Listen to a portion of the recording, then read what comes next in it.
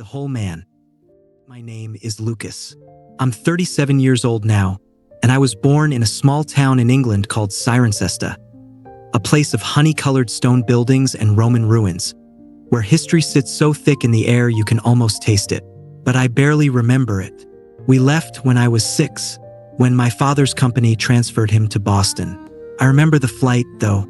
I remember pressing my face against the airplane window and watching England disappear beneath the clouds. And I remember thinking, with the strange clarity children sometimes have, that I was leaving behind some essential part of myself.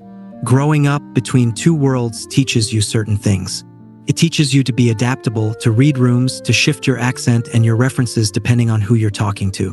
It teaches you that belonging is conditional, negotiable, always just slightly out of reach. By the time I was 10, I could speak American perfectly. No trace of my British origins except in certain words that stubbornly refused to change. But I never felt American. And when we visited relatives in England, I definitely wasn't British anymore. I was between, always between. Maybe that's why I spent my 20s searching so desperately for something solid to attach myself to. I changed majors 3 times in college: philosophy, then business, then English literature. I dated women who seemed to have their lives figured out, hoping their certainty would rub off on me. I took jobs I didn't care about because they looked good on paper, because they seemed like the kind of thing a successful adult should be doing.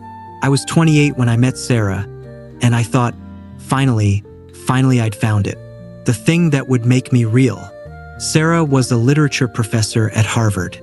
We met at a reading, one of those Cambridge events where academics and wannabe intellectuals gather to drink bad wine and discuss books they may or may not have actually read. The author that night was reading from his latest novel, something experimental and deliberately obscure, and everyone was nodding along like they understood exactly what he meant. Except Sarah. I caught her eye during a particularly impenetrable passage, and she made the tiniest gesture. A slight widening of her eyes, a barely perceptible shake of her head, and I had to suppress a laugh. After the reading, I found her by the refreshments table. "Did you understand any of that?" I asked. "Oh, completely," she said with a perfectly straight face. "It's obviously a meditation on the liminal space between post-structural anxiety and neo-romantic ambivalence." I stared at her. She smiled. "I have absolutely no idea what I just said. That's how it started." With laughter, with the relief of finding someone who didn't take themselves too seriously, who could move between the world of ideas and the world of ordinary life without getting trapped in either one. We dated for 2 years. They were good years, I'd swear to that even now. We traveled together. We cooked elaborate meals in her tiny Cambridge apartment. We stayed up late arguing about books and movies and whether free will was real or just a comforting illusion. She challenged me intellectually in ways no one else ever had, pushed me to think harder, to question my assumptions, to be better than I was. I proposed on a beach in Maine. It was sunset, the sky turning that particular shade of pink that only happens in late summer, and I remember thinking, this is it. This is the moment my real life begins. She said yes. Her hands were shaking when I slipped the ring on her finger.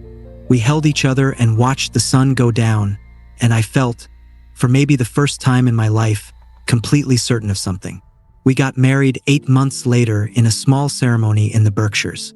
50 people, most of them her academic colleagues and my scattered collection of friends from various failed attempts at building a social life. My mother cried. Sarah's father made a toast about how rare it was to find true partnership in this world. I believed him. For 3 years, I believed it all. I was working in marketing for a tech startup, one of those companies that was always 6 months away from either massive success or total collapse. It wasn't what I'd imagined doing with my English degree, but it paid well, and Sarah's academic salary, while prestigious, was not exactly generous. We'd just bought a condo in Cambridge. We were talking about maybe starting a family in a year or 2. I was at a conference in New York when I got the text from our neighbor, Mrs. Chin. "Lucas, I think you should come home. I saw a man leaving your apartment this morning very early. I don't think it was a friend." I stared at the message for a full minute, my brain refusing to process what it might mean. Then I looked at the timestamp, 6:47 a.m. Sarah would have been home. She didn't have classes on Thursdays. I called her. It went to voicemail. I called again. Voicemail. I texted, "Is everything okay?" Mrs. Chun saw someone leaving the apartment. 3 dots appeared, disappeared, appeared again. Finally, "We need to talk, but not over text. When are you home?" And I knew, in that moment, staring at those words on my phone screen while around me conference attendees networked and laughed and discussed marketing strategies. I knew. I left immediately, told my boss I had a family emergency, caught the next train to Boston. The journey felt both too long and too short. Part of me wanted to stay on that train forever, suspended in the space between knowing and confirming, where Sarah's betrayal was still just a possibility and not a fact. But of course, the train arrived. I walked from South Station to our apartment, let myself in with my key. Sarah was sitting on the couch, and she looked terrible. Eyes red, face blotchy, a tissue clutched in her hand. "Lucas," she said, and her voice broke on my name. "How long?" I asked. I was surprised by how calm I sounded. 6 months. 6 months. Half a year of lies. Half a year of her kissing me goodbye in the morning and then, "Who? Does it matter?" "Yes," she told me. It was someone from her department. Not exactly a colleague, but adjacent. Someone I'd met at department parties, whose hand I'd shaken, who I'd made small talk with about conference papers and tenure prospects. "Why?" I asked, though I wasn't sure I wanted the answer. Sarah looked at me, and I saw something in her face I'd never seen before. A kind of desperate confusion, like she was as surprised by her own actions as I was. "I felt like I was disappearing," she said. "I felt like I was becoming just Professor Wellington's wife. Your wife. Like I didn't exist as myself anymore. And with him, I felt real again. I felt like Sarah." I sat down heavily in the chair across from her. "You felt like you were disappearing," I repeated. "So you decided to make me disappear instead." "That's not." She stopped. "I know how it sounds. I know there's no excuse. But I need you to understand I was drowning, Lucas. I was drowning and I didn't know how to tell you.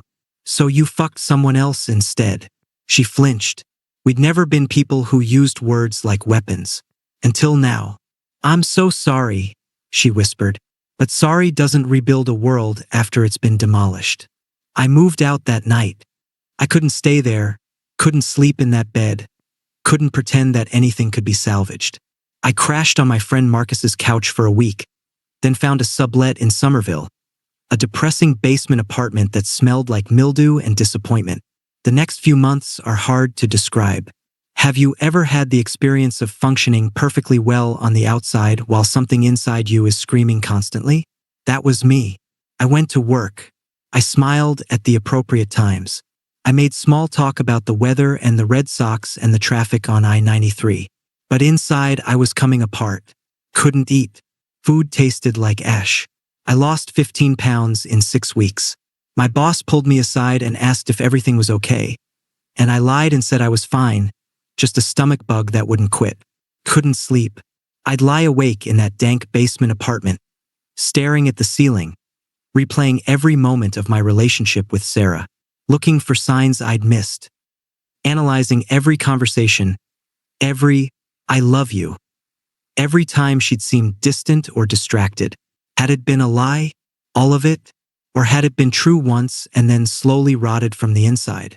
Worse were the moments when I'd forget. I'd wake up and reach for her, and she wouldn't be there, and I'd have to remember all over again. It was like being struck by lightning repeatedly. The same shock, the same pain over and over. I started having panic attacks. The first one happened at work in the middle of a meeting about Q3 projections. Suddenly I couldn't breathe. The room started spinning. My chest felt like someone had wrapped steel bands around it and was tightening them systematically. I excused myself, went to the bathroom, and spent 20 minutes on the floor trying to remember how lungs worked. After that, they came more frequently. On the subway, in the grocery store, once while I was just walking down the street, and I had to duck into an alley and crouch there like a homeless person while the world tilted and my heart tried to beat its way out of my chest. I saw a therapist. Dr. Reeves, a kind woman in her 50s who had one of those faces that invited confession. She asked me about my childhood, my relationship with my parents, my patterns in relationships. She suggested I might have abandonment issues stemming from leaving England so young, from never feeling like I truly belonged anywhere. You've built your identity around other people, she said gently. Your father's expectations, your mother's dreams, Sarah's validation. But who are you when you strip all that away? I didn't have an answer. She prescribed antidepressants. I took them for 3 weeks and felt like I was moving through fog, like someone had wrapped my brain in cotton wool. I stopped taking them. Dr. Reeves said that was my choice, but suggested I give them more time. I stopped seeing Dr. Reeves. Instead, I started drinking. Not dramatically. I didn't become a falling down drunk or lose my job or wake up in strange places. Just a beer or two at night. Then 3. Then 4. Just enough to blur the edges, to make the screaming inside my head a little quieter. Marcus noticed. This isn't healthy, man, he said one night when he found me on his couch again, drunk at 9 p.m. on a Tuesday. Nothing about this is healthy, I said. You need to do something. Make a change. Something. Like what? Join a gym? Take up pottery? Start a journal? Maybe, he said. Or maybe something bigger. It was Marcus who first mentioned Tibet. We were having coffee. While he was having coffee, I was nursing a hangover, and he started telling me about this friend of his, David, who'd had some kind of breakdown after his business failed. He lost everything, Marcus said. His company, his savings, his marriage. He was seriously suicidal. Like, had a plan, suicidal. Cheerful story, I muttered. Wait, so David's brother was into Buddhism, meditation, all that stuff. And he basically forced David to go to this monastery in Tibet. Just dragged him onto a plane and took him there. Did it help? I asked, not really caring but trying to be polite. He came back different, Marcus said. Like fundamentally different. Calmer. More centered. He said it saved his life. I didn't say anything. I'm not saying you need to become a monk, Marcus continued. But maybe you need to get away. Really away. Not just to a different apartment or a different city, but somewhere completely outside your normal frame of reference. I don't believe in that stuff, I said. Meditation, enlightenment, all that mystical nonsense. Marcus shrugged. Neither did David. He was the most cynical, hard-headed businessman you'd ever meet. But something worked. He left it at that. But the seed was planted. Over the next few weeks, I found myself thinking about it more and more. Not because I believed in Buddhism or thought I'd find some magical cure in the mountains of Tibet, but because I was desperate. Because nothing else was working. Because I was 29 years old and I felt like my life had ended. And I didn't know how to start a new one. I did research. Found a monastery that accepted Western visitors for extended stays. It wasn't a tourist thing, this was serious. Months of living like a monk, following their schedule, doing the work. The website was bare bones, almost deliberately off-putting. This is not a retreat. This is not a vacation. This is intensive practice. If you are not serious, do not come. I contacted them, exchanged emails with a monk named Tenzin who asked me questions about why I wanted to come, what I hoped to find, what I was running from. I was honest in a way I hadn't been with anyone, including Dr. Reeves. I told him about Sarah. About feeling like I was disappearing. About the panic attacks and the drinking and the sense that I was fundamentally broken in some way I didn't understand. His response was short. Come. We will sit together. Getting to the monastery took 3 days. First, a flight to Kathmandu, 17 hours with layovers, cramped in economy class, watching movies I couldn't focus on while my brain spun in circles. The panic attacks had gotten worse as the departure date approached. Part of me kept thinking I should cancel, that this was insane, that I was running away like a coward. But another part of me, a quieter, more desperate part, whispered, you have to do this. There's nothing left for you here. Kathmandu was overwhelming. The airport was chaos. People everywhere. The air thick with diesel fumes and incense and spices I couldn't name. Vendors shouted in languages I didn't understand. Horns blared constantly. It was like every sense was being assaulted simultaneously. I found a taxi driver who spoke English and took me to a guest house in the Mel, the tourist district. I spent 2 days there, recovering from jet lag, trying to adjust to the altitude and the noise and the strangeness of everything. I walked around the neighborhood, past shops selling singing bowls and prayer flags and Buddha statues in every size, past tiny restaurants where you could get pizza or momos or something called dalbat, past trekking companies advertising expeditions to Everest Base Camp. Everyone was going somewhere. Everyone had a destination, a purpose. I felt like I was just floating, untethered. On the third day, I took a bus to Shigatse. The journey took 12 hours on roads that shouldn't be called roads. More like suggestions of roads, dirt tracks that wound through mountains so tall they seemed impossible. We passed villages that looked like they hadn't changed in centuries. Yaks grazed on impossibly steep hillsides. Prayer flags snapped in the wind, so faded by sun and weather they were almost white.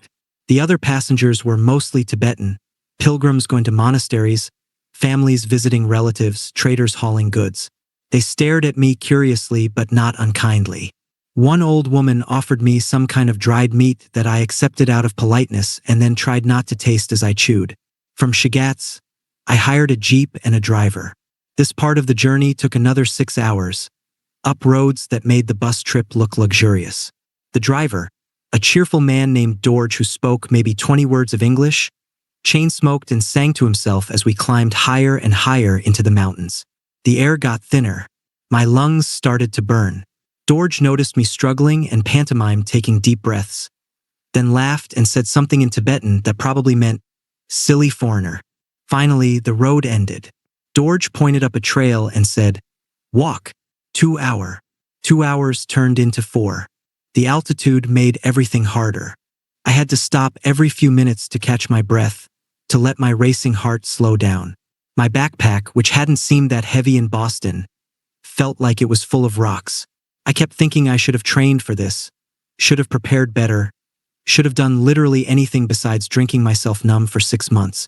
But I kept walking, because going back seemed impossible, because I'd come this far, because somewhere ahead of me was something. I didn't know what, but something. The monastery appeared suddenly, around a bend in the trail. It wasn't what I'd expected. I'd imagined something grand, golden roofs, elaborate decorations, the kind of thing you see in photographs. Instead, it was a cluster of simple stone buildings huddled against the mountainside like they were seeking shelter from the wind. Prayer flags stretched between them, snapping and fluttering. The walls were thick and windowless except for narrow slits. Everything was the color of stone and earth and sky. A monk was waiting at the gate. He was old, maybe 70, maybe 100, it was impossible to tell. His face was deeply lined, weathered by wind and sun until it looked like carved wood. He wore simple robes, faded red and orange. When he saw me, he smiled, and his entire face transformed. "Lucas," he said in clear English. "You made it. Welcome." I later learned this was Tenzin, the monk I'd been emailing with. He'd been watching for me, expecting me to arrive that day, though I'd sent no confirmation, no update on my progress. "How did you know I'd come today?" I asked. He smiled again. "You are here. That's all that matters. Come, have tea. Rest." The first week was the hardest. I was assigned a small room, tiny, really barely big enough for a mattress on the floor and a small table. No heat except what came from the sun during the day. No electricity. One window that looked out at the mountains, at the vast emptiness of sky and stone. At night, the temperature dropped below freezing. I'd burrow under thick wool blankets, shivering, wondering what the hell I'd gotten myself into. The schedule was brutal. Wake at 4:30 a.m. Morning meditation at 5 o'clock. Breakfast at 7 o'clock, usually tsampa, a porridge made from roasted barley flour that tasted like glue and dirt had a baby.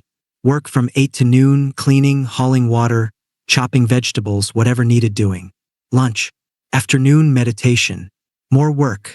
Dinner. Evening prayers. Bed. And the meditation. God, the meditation. I tried meditation before, back in Boston. Downloaded apps, sat on a cushion for 10 minutes while a soothing voice told me to notice my breath. It had seemed pointless, just another thing that might help that didn't. This was different.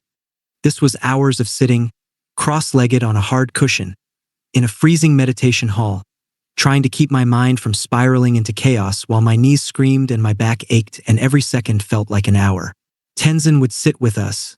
There were maybe 20 monks at the monastery plus 3 other Western visitors, and he made it look effortless.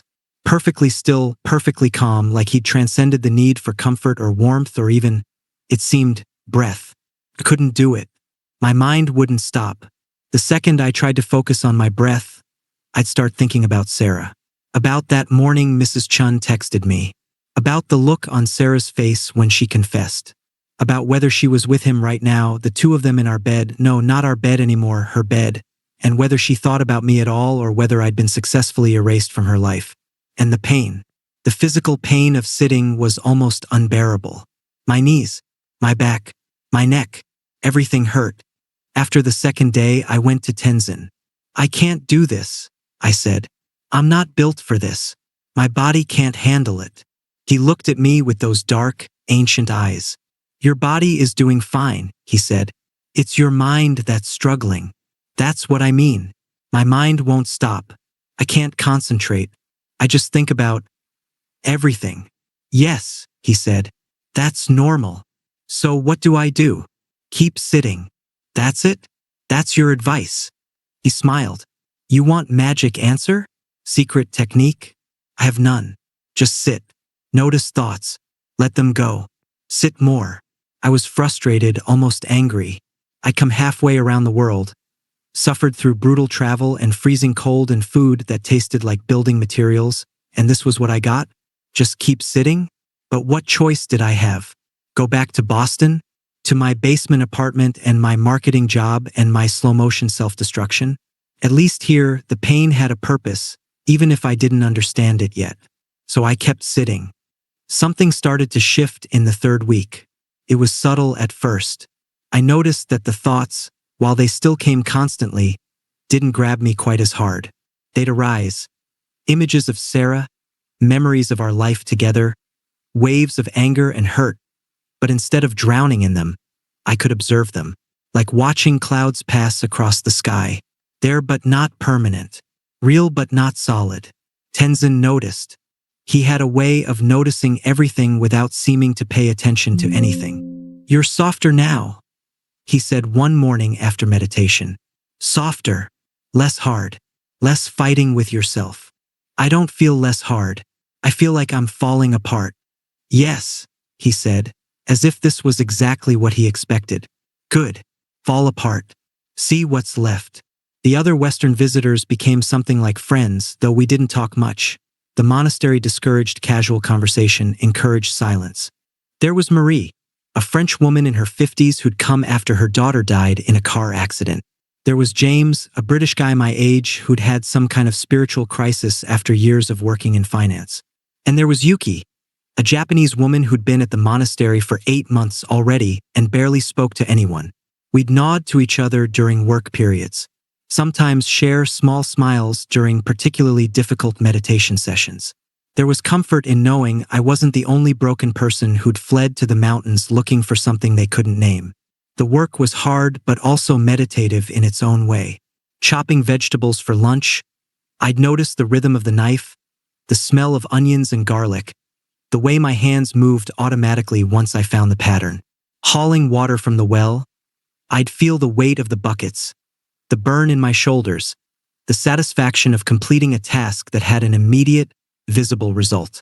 One afternoon, I was in the garden with one of the older monks, a man named Lobsang who spoke almost no English. We were weeding in silence, the sun warm on our backs, the air so clear it seemed you could see forever. And I realized with a small shock that I was happy. Not ecstatic, not even particularly joyful. Just content, present. Not thinking about Sarah or Boston or anything else. Just here, pulling weeds, feeling the earth under my hands. It lasted maybe 30 seconds before my mind kicked back in and I remembered everything I was trying to escape. But those 30 seconds proved something. It was possible. Peace was possible. not as a destination or an achievement, but as something that existed in the gaps between thoughts, in the quiet moments when I stopped fighting with reality. Tenzin and I started having regular conversations in the evenings. He'd invite me to his room, barely bigger than mine, but somehow more lived in, with a small altar and a collection of worn books and a window that framed the mountains perfectly. We'd drink butter tea, salty and rich and utterly unlike anything you'd call tea in the West, and talk. Or rather, I'd talk and he'd listen and occasionally say something that seemed simple but that I'd puzzle over for days afterward. I told him about Sarah, about the betrayal, about feeling like I'd built my entire identity around being her partner and then having that identity ripped away. "You built identity on sand," he said. "Relationship, job, nationality, all sand. What happens when sand shifts?" "You fall," I said. "You think you fall. But maybe you were already falling.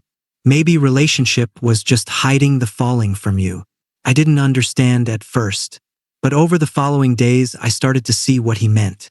I'd spent my entire life feeling incomplete, even before Sarah. The childhood of being between worlds, the constant sense of not quite belonging, the desperate search for something solid to attach myself to. Sarah hadn't caused that feeling. She'd just been my latest attempt to fix it. "You look for other half," Tenzin said another evening. "This is your problem. Everyone looks for their other half. That's normal. Plato wrote about it thousands of years ago." "Plato was wrong," Tenzin said cheerfully. "Or maybe he was right about something else and people misunderstand. But if you look for other half, this means you think you are half-person." "Yes. I suppose so. And if you are half-person, even when you find other half, you are still just two half-persons trying to make whole. This doesn't work. Like trying to make fire by putting two stones together. You need spark. Spark comes from inside, not from other person." "So what do you do?" I asked. "Become whole person. Then, if you meet other whole person, you have two wholes. This is much better than two halves." It sounded simple, almost simplistic, but the more I sat with it, the more I realized how profound it was. I'd spent my entire adult life trying to find someone to complete me, but completion isn't something another person can give you. It's work you have to do yourself. "How do you become whole?" I asked. Tenzin smiled. "You stop thinking you are broken." In the 6th week, something happened that I still can't entirely explain. It was nighttime. I'd woken up. Not unusual, the cold often woke me, and I couldn't get back to sleep. My mind was active, but not in the anxious, spiraling way it had been. Just awake, alert. I got up and went outside. The sky was unbelievable. More stars than I'd ever seen in my life. So many they looked like clouds of light. The Milky Way stretched across the darkness like a river. The air was freezing, so cold it hurt to breathe, but I didn't mind. I sat on a rock near the entrance to the meditation hall and just looked up. And then, gradually, something shifted. It's hard to describe. It was like the boundary between me and everything else started to dissolve. Not in a frightening way, but in a way that felt natural, like something that had always been true but that I'd never noticed before. I could feel the rock beneath me, solid and ancient. I could feel the wind, cold and alive. I could feel the monastery behind me, the sleeping monks, the prayer flags snapping softly. I could feel the mountains, vast and patient, and the sky, infinite and close. And I understood, not with my mind, but with something deeper, that I was all of it. Not metaphorically, not as some nice poetic idea, but actually, the atoms that made up my body had once been stars. The water in my cells had once been rain on these mountains. The oxygen I breathed had been exhaled by plants and animals and other humans going back to the beginning of life on Earth. There was no separation. There had never been separation. It was all one thing, one vast, interconnected web of existence, and I was a part of it. Not a special part, not a central part, just a part. A wave in the ocean, made of ocean, inseparable from ocean. I don't know how long I sat there. Time felt strange, liquid. Eventually, I got cold enough that I went back inside and crawled under my blankets. But something had changed. Some knot inside me had loosened. The next morning, Tenzin looked at me and smiled. He didn't ask what had happened, but I think he knew. I stayed at the monastery for 5.5 months total. The last few weeks were different from the first. I wasn't struggling anymore, wasn't fighting with my thoughts or my body or my situation. I'd found a kind of rhythm, a way of being that felt sustainable. I still thought about Sarah sometimes, but the thoughts had lost their power to wound me. They were just thoughts, just memories of something that had happened to someone I used to be, because I was different now. Not because I'd achieved enlightenment or become some perfect, peaceful version of myself, but because I'd stopped believing the story that I was incomplete. I'd stopped waiting for someone else to make me whole. I was already whole. I'd always been whole. I'd just been too busy looking outside myself to notice. When I told Tenzin I was thinking of leaving, he nodded. "You have more work to do," he said. "But not here. Out there." "I don't know what I'm going back to," I said. "I quit my job, gave up my apartment. My wife and I are getting divorced. I have no plan." "Good," he said. "Plans are often just ways of avoiding present moment. You go back, you see what arises. You respond. That's enough." On my last morning, the whole monastery gathered to see me off. Even Lobsang, who'd barely acknowledged my existence for 5 months, pressed a small prayer flag into my hand and said something in Tibetan that Tenzin translated as, "May you remember." "Remember what?" I asked. "Everything," Tenzin said. "And nothing. Both." I bowed to him and he bowed back, and then I started walking down the mountain trail, back toward the world I'd left behind. The journey home was long. Kathmandu again, then Bangkok, then LA, then Boston. Each leg of the trip, I felt myself being pulled back into the speed and noise and complexity of modern life. The airports were overwhelming after months of silence and simplicity. The crowds, the announcements, the advertisements, everything felt aggressive, demanding attention. But I had tools now. When I felt myself starting to panic in the Bangkok airport, overwhelmed by the sheer sensory assault, I found a quiet corner and sat. Just sat. Breathed. Noticed. Let it all be there without needing to fight it or fix it. Passed. It always passed. I stayed with Marcus when I first got back to Boston. He nearly cried when he saw me. "Jesus, Lucas," he said. "You look, I don't know, different. Calmer." "I feel different," I said. We stayed up late that first night, and I tried to explain what had happened. It was hard to put into words. How do you describe becoming whole to someone who doesn't believe they're broken? How do you explain a shift in perception that's so fundamental it changes everything? But that sounds, when you talk about it, like pseudo-spiritual nonsense. Marcus listened patiently. "I'm just glad you're back," he said finally. "And that you're okay. You are okay, right?" "Yeah," I said. "I think I really am." I didn't try to jump back into my old life. That life was gone, and the person who'd lived it was gone too. Instead, I took my time. I had some savings, not much, but enough to live on for a few months if I was careful. I found a small studio apartment in Jamaica Plain, a neighborhood I'd never lived in before. I bought a meditation cushion and a low table and a few secondhand books and nothing else. The minimalism wasn't an aesthetic choice, it just felt right. I didn't need much. I meditated every morning. Just 30 minutes, sitting on my cushion in the corner of my studio, watching my breath, noticing thoughts, letting them go. Some mornings it was peaceful. Some mornings my mind was chaos. It didn't matter. I just sat. I walked a lot. Boston is actually a pretty walkable city once you slow down enough to notice. I'd walk along the Charles River, through the Arboretum, up and down the neighborhoods watching life happen. People walking dogs, kids playing in parks, old couples holding hands, everyone living their ordinary, extraordinary lives. I started writing, not with any goal or plan, just because I needed to process what had happened. I filled notebooks with observations and memories and attempts to understand the shift that had occurred in me.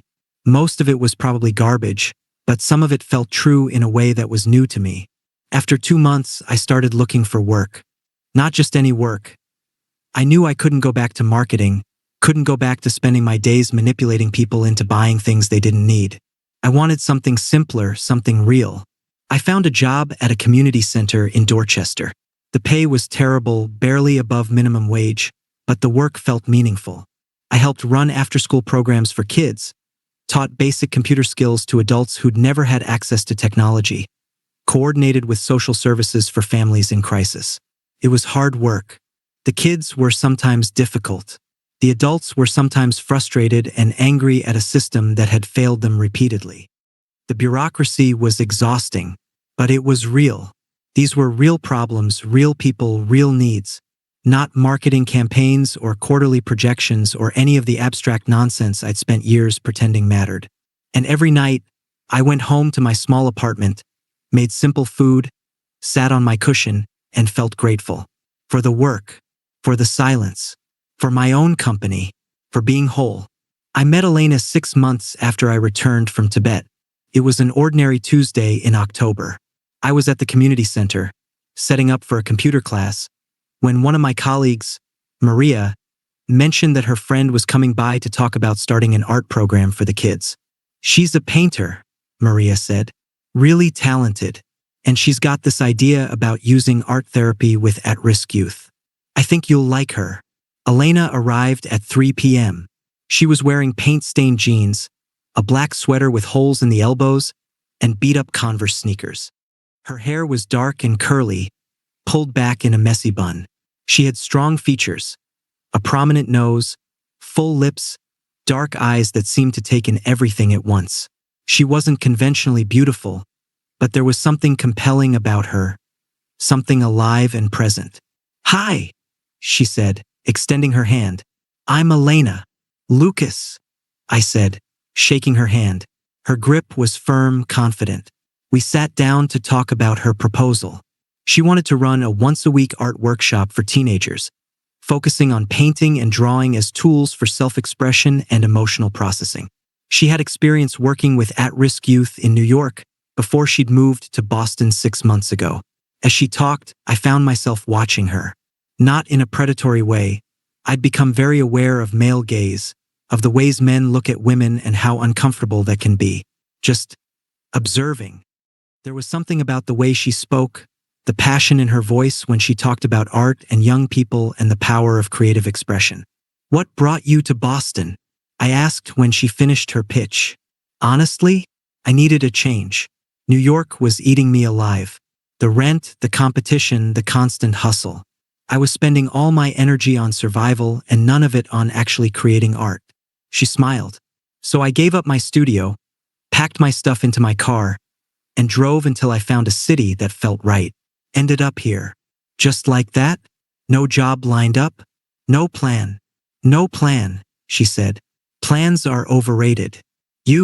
I'm anti-plan too, actually, I said, and found myself smiling. I spent about 6 months in a monastery in Tibet after my life fell apart. Came back and decided to just see what happened. A monastery? Seriously. That's either incredibly brave or incredibly crazy. Probably both, I said. She laughed, and I liked the sound of it. Genuine, unself-conscious. We approved her proposal. She started coming in every Tuesday to run her art workshops. I'd see her in the hallway, setting up supplies, talking to the kids. She was good with them, patient but not patronizing, encouraging without being pushy. The teenagers, who were often defensive and closed off, seemed to relax around her. We started talking more. Brief conversations at first, how the workshops were going, which kids were responding well, logistics about supplies and schedules. Then longer conversations. About art, about her life in New York, about my time in Tibet. One Tuesday, after her workshop ended, she asked if I wanted to get coffee. We went to a cafe around the corner. Talked for 2 hours. She told me about growing up in Seattle, about her parents who'd both been artists and had barely scraped by financially but had been happy. About studying painting in college and then trying to make it in New York and slowly realizing that making it meant compromising the very things that had made her want to be an artist in the first place. I was doing commercial work, she said. Illustrations for magazines, corporate commissions, stuff like that. Paid well, but I felt like I was selling out. Like I was using my skills to make rich people's offices look sophisticated instead of actually saying anything meaningful. So you quit. I quit. Gave myself a year to just paint what I wanted to paint and see what happened. I'm 3 months in. Still broke, but much happier. What do you paint? I asked. Feelings mostly, she said, then laughed at herself. That sounds ridiculous, but I don't know how else to describe it. I paint what it feels like to be alive. Joy, grief, confusion, wonder. The big stuff that we don't always have words for. I told her about writing in my notebooks, about trying to capture the shift that had happened in Tibet, about struggling to find language for experiences that seem to exist outside language. You get it, she said. Most people don't get it. They think art is about making pretty things or being clever. But it's about truth. About getting underneath the surface of things and finding what's real. When we finally left the cafe, it was dark out. We walked back toward the community center where her car was parked. I like talking to you, she said as we reached her car. I like talking to you too, I said. Want to do it again sometime? Yes. She smiled, got in her car, and drove away. I walked home through the October evening, leaves crunching under my feet, and realized I was happy. Not desperately happy. Not the manic happiness of early infatuation. Just content. Glad to have met her. Curious about where it might go. No expectations. No needs. Just openness. Elena and I started spending more time together. It happened naturally without either of us pushing for it. After her Tuesday workshops, we'd get coffee or walk through the neighborhood. On weekends, she'd sometimes text and ask if I wanted to go to a museum or check out a new restaurant or just hang out. I met her other friends, a tight-knit group of artists and musicians and writers who gathered regularly at a shared studio space in Somerville. They were the kind of people I would have felt intimidated by before Tibet, people who seemed so comfortable with themselves, so clear about who they were and what mattered to them. But I found I could just be present with them without needing to perform or prove anything. Elena invited me to her apartment one evening to see her paintings. She lived in a rundown building in Alston, the kind of place where the heat barely worked and the walls were thin enough to hear your neighbors' entire lives. But her apartment was a revelation. Every wall was covered with canvases, big, bold, abstract works in colors that seemed to vibrate with intensity. These are incredible, I said, and meant it. You think so? She seemed genuinely uncertain, vulnerable in a way I hadn't seen before. I know so. Elena, they're alive. They make me feel things I don't have names for. She smiled, relieved. That's exactly what I'm trying to do. We sat on her floor. She didn't have much furniture, just a mattress and a small table and some folding chairs, and talked for hours. About art and meaning and the struggle to create something real in a world that often feels fake and superficial. About loneliness and connection and the question of how you stay open to people without losing yourself. I was in a relationship for 10 years, she said at some point. Met him in college. Thought we'd be together forever. But we grew in different directions. He wanted stability, house in the suburbs, kids, regular jobs.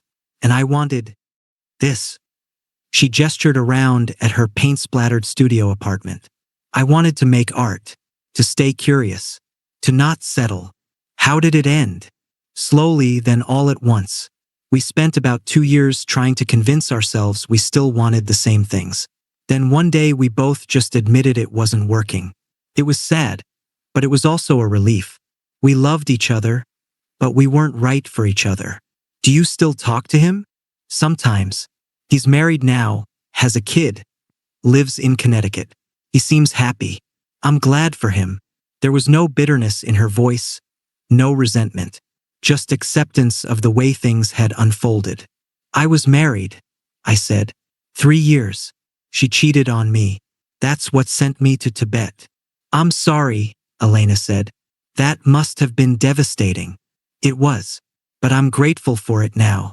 It broke something open in me that needed to break. I was living a half-life, building my identity around her, around my job, around all these external things. The betrayal forced me to look at myself and realize I had no idea who I was underneath all that. And now I know. Or at least I'm getting to know. It's ongoing. That's brave, she said. Most people spend their whole lives avoiding that kind of self-examination.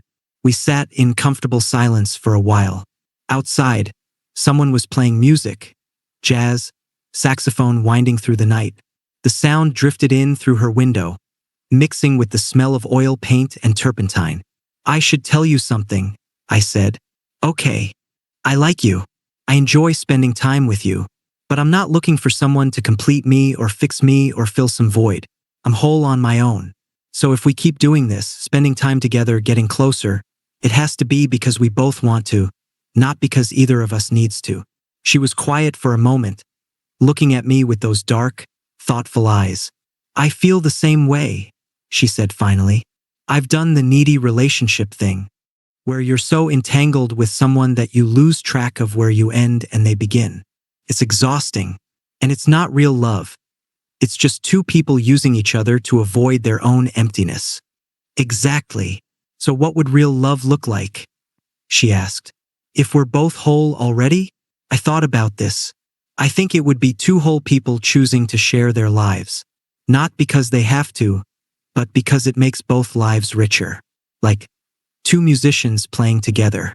They're both complete on their own, but together they make something neither could make alone. I like that metaphor, she said. She moved closer until we were sitting side by side against her wall. Want to try? See if we can make good music together. Yes, I said. She kissed me. It was soft, unhurried, curious. I kissed her back, and it felt right in a way that was completely different from how things had felt with Sarah.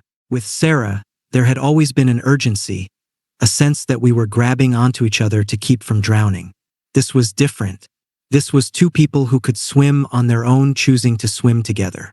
Elena and I dated for a year before we moved in together. We were both cautious, both aware of how relationships could go wrong when you move too fast or expected too much.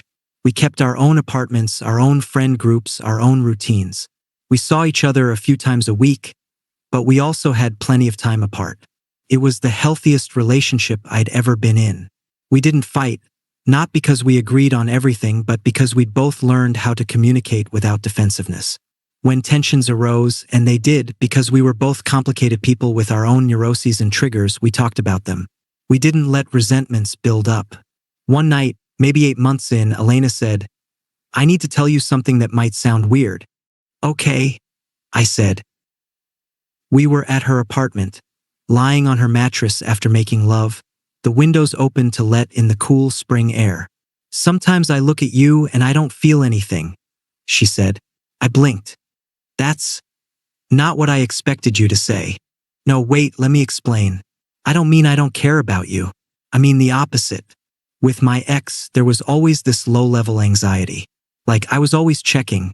Does he still love me? Are we okay? Is he thinking about leaving? It was exhausting. But with you, I don't have that. Sometimes I'll look at you and I'll just feel peaceful, content. And there's no drama in that, no intensity. So for a second I worry that maybe I don't love you enough. But then I realize that's exactly the point. This is what healthy love feels like. It's not supposed to be dramatic. I know exactly what you mean, I said. I used to think love was supposed to feel urgent, like you were drowning and the other person was air. But that's not love. That's dependency. So what is love, then? I think it's this, I said. It's choosing to be with someone because their presence makes your life better, and you make their life better, and neither of you needs the other, but both of you want this. We should write Hallmark cards, she said, laughing. Terrible Hallmark cards. Our love is characterized by emotional stability and mutual respect. You complete yourself, and so do I, but we're still glad we met. We laughed together, and then we were quiet, and I realized I was happier than I'd ever been. We moved in together after a year, found a bigger apartment in Jamaica Plain, closer to both our work. It had high ceilings and big windows and enough space for Elena to set up a small studio in one corner and for me to have a desk where I could write. Living together was an adjustment, but a good one. We had to negotiate things like cleaning schedules and whose turn it was to cook and how loud was too loud when one person was working and the other wanted to listen to music. But we did it with humor and patience, neither of us needing to win every small battle. Elena's art career started taking off. She got into a group show at a gallery in Cambridge, then a solo show 6 months later. Critics liked her work, called it emotionally raw and boldly vulnerable. She started selling pieces, not for huge amounts but enough that she could actually support herself with her art. I was proud of her, and I noticed, with something like wonder, that I didn't feel threatened by her success. With Sarah, there had always been a weird competitive thing. We were both smart, both ambitious in our own ways, and there was this undercurrent of who was doing better, who was more successful. With Elena, there was none of that. Her success was her success. It had nothing to do with me. And that was exactly how it should be. I kept working at the community center, started teaching a creative writing class for teenagers that became surprisingly popular. Some of the kids were really talented, raw and honest in ways that reminded me of Elena's paintings. I encouraged them to tell their own stories, to find their own voices, to not worry about being polished or perfect. One of my students, a 16-year-old named Marcus, yes, like my friend, which always made me smile, got a scholarship to a summer writing program based on a piece I'd helped him workshop. His mother came to me in tears. "You changed his life," she said. "He was heading down a bad path. Now he has hope." I didn't feel like I'd changed his life. He'd done the work himself. But maybe I'd helped create space for him to do it. And that felt meaningful in a way marketing never had. Elena and I talked about marriage occasionally, but neither of us felt a strong need for it. We were committed to each other, we were building a life together. What would a piece of paper change? But then her father got sick. Pancreatic cancer, aggressive, not much time. We flew to Seattle, spent 2 weeks with her family. Her father was a painter too, which I'd known but hadn't fully appreciated until I saw his studio.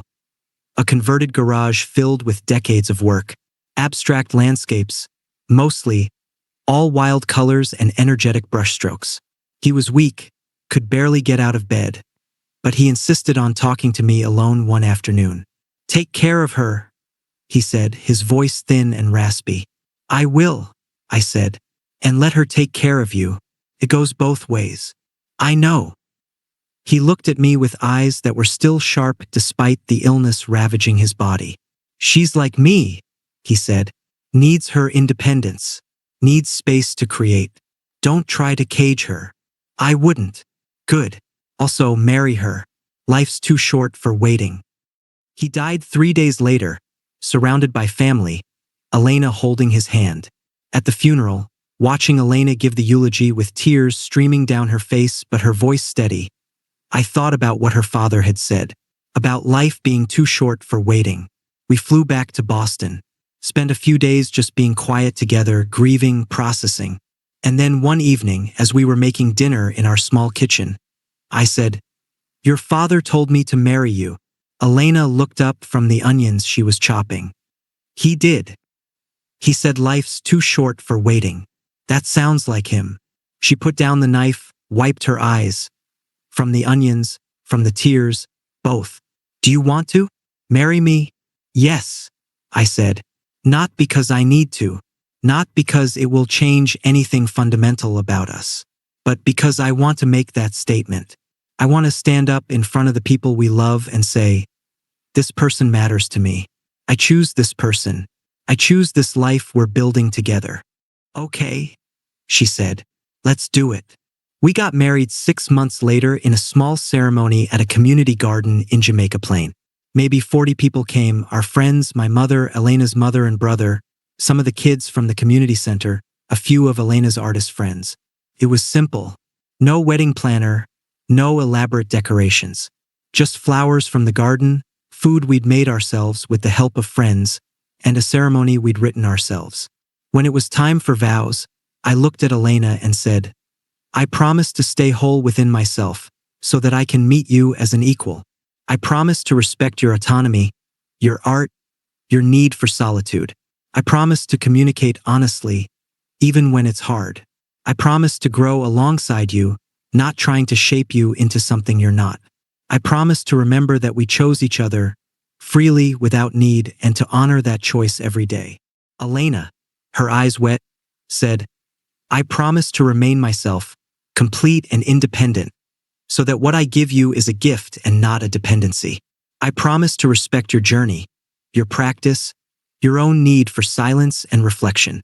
I promise to speak my truth, even when I'm scared. I promise to evolve and change and not expect you to stay static.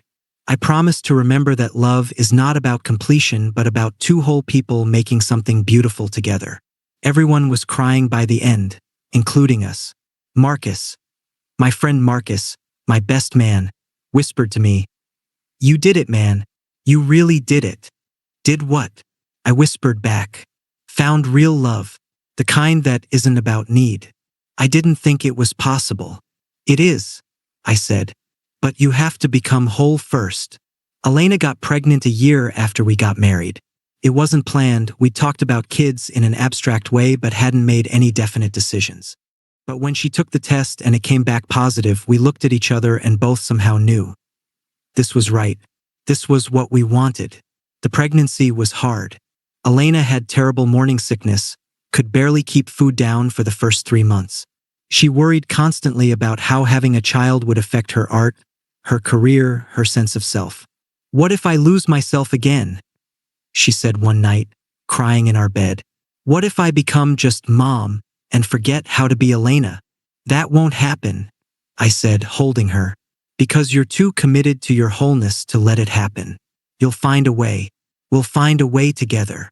And we did. Not perfectly. There's no perfect way to be a parent and an artist and a partner and a human all at once. But we figured it out as we went. Maya was born on a cold February morning. 16 hours of labor. Elena was incredible, strong and focused and present in a way that left me in awe. When the midwife finally placed Maya on Elena's chest, both of them covered in blood and vernix and exhausted from the ordeal, I felt something crack open in my chest. This was my daughter. This tiny, perfect, utterly dependent being who hadn't existed before and now was here, was real, was mine and Elena's and also entirely herself. The first few months were brutal. No sleep, constant feeding, the terrifying responsibility of keeping this tiny human alive. But underneath the exhaustion was something profound. A sense of having done something real, something that mattered in a way that transcended all my previous attempts at meaning. Maya is 2 years old now as I tell this story. She's asleep in her room, her breathing soft and steady through the baby monitor. Elena is in her corner studio, painting. She paints best at night, she says, when the house is quiet and Maya is sleeping and there are no distractions. I'm at my desk, writing. Not this story. I'm writing it in my head as I live it, but I haven't put it down on paper until now. But I write other things. Stories, essays, attempts to capture what I've learned and what I'm still learning. Because here's the thing, I'm still learning. I still have days when I feel lost, when old anxieties surface, when I catch myself falling into old patterns. The work of being whole is never finished. It's a practice like meditation. Some days it's easy, some days it's hard, but you keep doing it. I still meditate every morning. 30 minutes on my cushion, watching my breath, noticing thoughts, letting them go. Some mornings Maya wakes up early and I have to meditate with her climbing on me, which is a different kind of practice. Letting go of the need for perfect conditions. Finding peace in the chaos. I still think about Sarah sometimes. Not with pain anymore, not with anger. Just with a kind of distant curiosity. I wonder how she's doing, whether she found what she was looking for, whether she's happier now. I hope she is. I ran into her once, actually, about a year ago. I was at a bookstore in Cambridge with Maya. We go there most Saturday mornings, a little ritual we've developed. And I looked up from the children's section and there was Sarah, maybe 20 feet away, browsing literary fiction. She looked different. Older, obviously, we both were. But also softer somehow, less tense. She saw me the same moment I saw her. We both froze for a second, and then she smiled uncertainly and came over. Lucas, she said. Hi. Hi. I said. How are you? I'm good. Really good, actually. You? Same. There was a pause. Then she looked down at Maya, who was happily destroying a board book. Is this your daughter? Yeah, this is Maya. Maya, can you say hi? Maya looked up, said hi, with great enthusiasm, then went back to her book. Sarah smiled, and I saw something in her face. Maybe regret, maybe just wistfulness for the life we didn't have together. She's beautiful. Thank you. You look happy, Sarah said. I am. You too, you look good. You seem lighter. I am lighter. I did a lot of therapy, a lot of work on myself. I'm teaching at Boston College now. Still with. She paused, seeming uncertain whether to continue. You're still with him? I asked, meaning the man she cheated with. No. That ended pretty quickly once it wasn't forbidden anymore. I'm actually with someone new. Have been for about a year. It's different this time. Better. I'm glad. I said, and meant it. We talked for a few more minutes, catching up in the careful way people do when they share a painful history. She told me about her research, her students. I told her about the community center, my writing, Elena's art career. I'm sorry, she said finally, for everything, for how I hurt you. I know, I said. I'm sorry too, for my part in it, for the ways I wasn't present, wasn't whole. You seem whole now, she said softly. I'm working on it. Every day.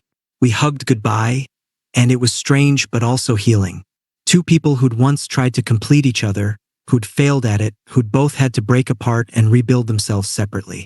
And now we could meet as whole people, wish each other well, and walk away without pain.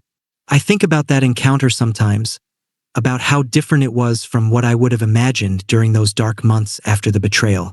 Back then, if I'd pictured running into Sarah, I'd imagined either screaming at her or breaking down or maybe just being cold and distant. Never would I have imagined feeling genuine happiness for her well-being. Genuine peace with how things had unfolded. But that's what wholeness gives you. It gives you the ability to let go of resentment, to wish people well even when they've hurt you, to understand that everyone is doing their best with the tools they have at the time. It doesn't mean the pain wasn't real. It doesn't mean betrayal is okay or that I would choose to go through that again.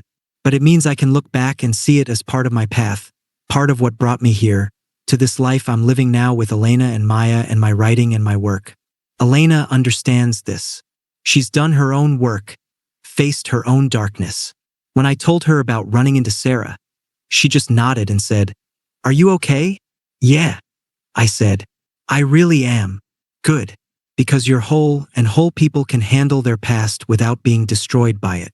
That's what I love about her. About us. We don't need to protect each other from reality. We trust each other to be strong enough to handle our own emotional experiences. And when we need support, we ask for it directly instead of expecting the other person to read our minds." Last week, something happened that brought everything full circle. I was at the community center, working with my writing students, when one of them, a 17-year-old named Jasmine, came to me after class looking nervous. "Mr. Lucas," she said, "can I talk to you?" "Of course," I said. We went to one of the quiet rooms. She sat down, twisted her hands together and said, "My boyfriend cheated on me." My heart broke for her. I could see the pain in her face, the betrayal, the confusion. She was so young, still learning about love and trust and heartbreak. "I'm sorry," I said. "That's devastating." "I don't know what to do," she said. "I feel like I'm dying, like I can't breathe. Everyone tells me I'll get over it, that he wasn't worth it anyway. But it doesn't help. I just hurt all the time." I thought about what to say. Thought about what I would have needed to hear at 17 or at 29 when my world fell apart. "It hurts because it's real," I said finally. "Because you loved him, and that love was real even if he didn't honor it. And losing that love, that trust, it's a real loss. So don't let anyone minimize it." She nodded, tears running down her face. "But here's the thing," I continued.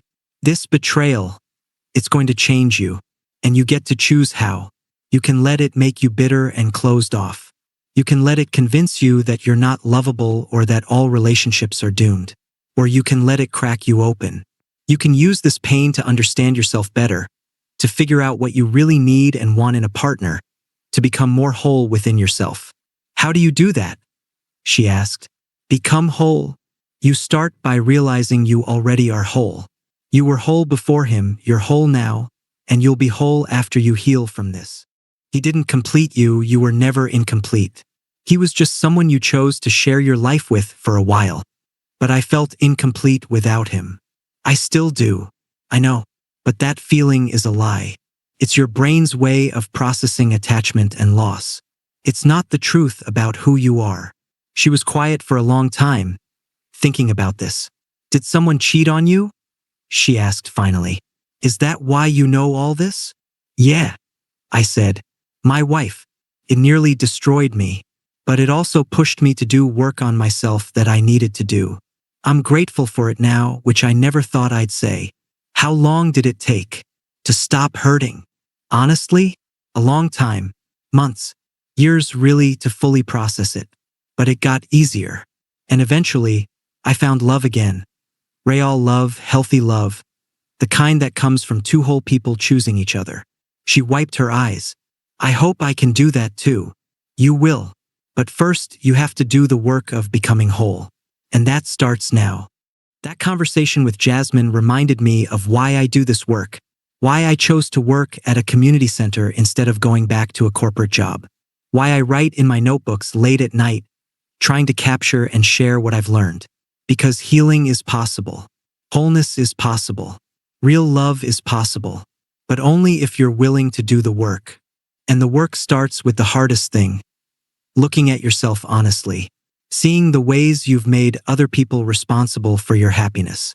Recognizing the patterns you repeat, the wounds you carry, the stories you tell yourself about who you are and what you need. For me, it took betrayal and a journey to Tibet and months of sitting meditation and slow, painful reconstruction of my sense of self. But the specifics don't matter. What matters is the willingness to stop running, to stop looking outside yourself for salvation, to stop believing you're incomplete. Maya is stirring on the baby monitor. I can hear her making small sounds. Not crying yet, but getting there. In a minute, I'll go to her. I'll pick her up and hold her and maybe rock her back to sleep or maybe bring her out to the living room if she's really awake. And I'll feel grateful. For her, for Elena, for this small apartment with its high ceilings and Elena's paintings on the walls. For my work at the community center. For my students who are learning what I wish I'd learned at their age. For my morning meditation practice, for my writing, for my friendships, for being whole. Because here's what I've learned, what I want to tell you, whoever you are listening to this story. You are already complete. You always have been. All the ways you feel broken, all the emptiness you're trying to fill, all the searching for someone or something to make you whole. It's based on a misunderstanding. You're not half a person looking for your other half. You're a complete person who might choose to share your completeness with another complete person. But that's a choice, not a need. An abundance, not a desperation. And when you understand that, really understand it, not just intellectually but in your bones, everything changes. You stop clinging to relationships that aren't serving you. You stop making your happiness someone else's responsibility. You stop waiting for your real life to begin when you find the right person or job or city. Your real life is now, this moment, this breath, and you are whole enough to live it fully. I can hear Elena painting in her studio, the soft sound of her brush on canvas, her occasional thoughtful hums. In a few hours, she'll come to bed, paint still on her hands despite washing them, exhausted and satisfied. Maya has settled back down. The monitor is quiet. Outside, the city continues its endless rhythm. Cars passing, people walking home from late shifts, the occasional siren in the distance. And I'm here at my desk, finishing this story. Not because I have some great wisdom to impart. Not because I've figured everything out. But because I want to leave a marker, a trail sign for others who might be walking the same path I walked. The path from betrayal to wholeness. The path from needing someone to complete you to being complete on your own. The path from desperate love to generous love. It's a hard path. There are no shortcuts. But it's worth it. Because on the other side is freedom. On the other side is real love, the kind that doesn't diminish you or demand you be anything other than yourself. The kind that says, I am whole, you are whole, and together we are something beautiful. My name is Lucas. I'm 37 years old. I was born in England, raised in America, spent months in a monastery in Tibet, and now I live in Boston with my wife and daughter. I was betrayed. I fell apart. I put myself back together. And in the process, I learned the most important lesson of my life. You don't need someone to complete you. You need to complete yourself. And when you do, when you become truly whole, that's when real love becomes possible. Not the desperate, clinging love of two incomplete people trying to fill each other's voids, but the generous, expansive love of two whole people choosing to walk together through this strange and beautiful life. That's the love I have now. That's the love that's possible when you do the work. And I truly hope, that you find it too. Not out there in another person, but in here in yourself. Because that's where it's been all along, waiting for you to notice. Waiting for you to come home. End.